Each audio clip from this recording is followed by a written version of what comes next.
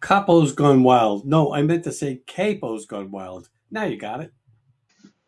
Sorry, that was clickbait. We're not going to talk about capos. We're going to talk about capos. Although have some similarities, they both apply pressure, different kinds of pressure. But in this video, we're going to talk about the six-string full capo and basically the three different purposes, the three different uses of a capo. In other videos, we'll talk about the drop D capo and the partial capo, which covers three strings. But for this video, we're going to stick to the three different ways, three different purposes, results you get when you use a full six-string capo. I created this little chart here to help better explain and show the three reasons that you'll use a capo.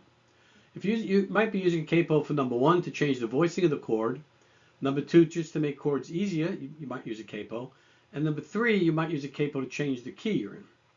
Now, I have a little red arrow connecting one and two because if my intention is to change the voicing of a chord with a capo, I'm at the same time making it easier to use. I'm reducing the number of barcodes that will be involved, making it easier to play. Or if I'm using, the reverse of that is if I'm putting a capo in to make things easier, I am at the same time, the result is I'm going to get a change in the voicing of the chord too. So those two results sort of go together when you use a capo. I'll show an example of that. Then later on we'll do the key change. The third purpose for using a capo is to change the key, and we'll cover that after we cover one and two. So here's a great example of using a capo to change the voicing. I don't think this professional musician is using the capo to make it easier. I think he wants to change the voicing. So this is a band, this guitarist on the acoustic guitar here is a cover band called IMY2. Great cover band. And they do a cover of that famous song, What's Up by the 49 Blondes. The song is in the key of A, and he's got a capo on the second fret, but he's still playing in the key of A. So what he's really doing is I put a little chart on the bottom. If he uses the G cowboy shapes, G, A minor, and C, if he uses G, that's really essentially an A with the capo here. If you understand the cage system, this will make more sense. If not, just bear with me, and you should learn the cage system at some point. But playing a G with the second capo, I'm really playing the chords for the A note, the A chord. And these three are already covered by the capo. And then the E strings I'm covering with my finger. That's an A, but it's a cowboy G shape, right? Basic G. And then if I want to play a B minor, I just play an A minor. Because this is doing the barcode for me, the capo, right? So the A minor shape plays a B minor, and then a C is giving me an E sound. If you notice, my index finger is on the third fret of the B string. What note is that? That's a D. And that's also from the cage system. If you may or may not recognize what I'm doing with the fingering here. Now, I don't think he's got a problem doing a bar chord with a B minor. He's probably using it because he likes the sound of all the open strings. With the bar chord, you lose a little bit of that, clear sounding of the open strings. So now his intent, I believe his intent is not to make it easier for himself. He's a professional musician. Is to change the voicing, staying in the same key of A, but at the same time he is eliminating one chord. I want to say barcode. I look at a lot of barcodes all day long. Okay, that's a good example of it. Let's go to the next topic here. So back to our chart here. Now we're going to look at changing a key. This is a little bit more complicated, but I have a chart that'll help you. And if you notice, I have arrows, change the key, and the arrow points to change the voicing, because you're going to get that as well when you change the key.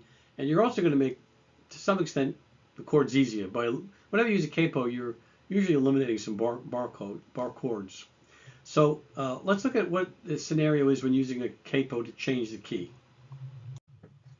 So I put some charts here, just as some examples. If you put the capo on the third fret, that's very common. You'll see it on the third fret, sometimes on the fifth fret, but usually you'll see people playing on the third fret. For this reason, there's three examples. You can use the chords from this key of C. So if I put the capo on the third fret like I have it here, and I play C, D minor, E minor, F, G, A minor. I'm playing those shapes, but I'm getting the bottom row in gray, the key of E flat. I'm playing the chords E flat, F minor, G minor, A flat, B flat, C minor. A lot easier using the cowboy chords, basic open chords. Similarly, I can do the same thing using the shape, the G shape. If I use and get one of these charts, you know what I mean? If you have a song you're having difficulty with because the chords are hard, because it's E flat or B flat or some key that there's a lot of bar chords involved, and you're using an acoustic guitar, it's a little bit tougher with an acoustic guitar. Get a chord chart and ask AI. AI, tell them you want to use a capo on the 3rd fret.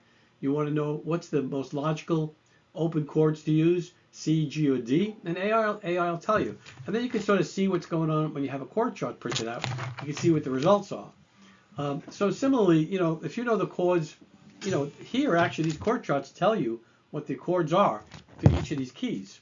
So you could, if you look at G, the second example, the G cowboy shapes to play B flat. If I look at G, I know what the shapes I'm playing. Now with the capo on the 3rd fret though, when I play a G, I'm really getting a B flat on the 3rd fret. So I can play G, A, B minor, C, D, and E minor.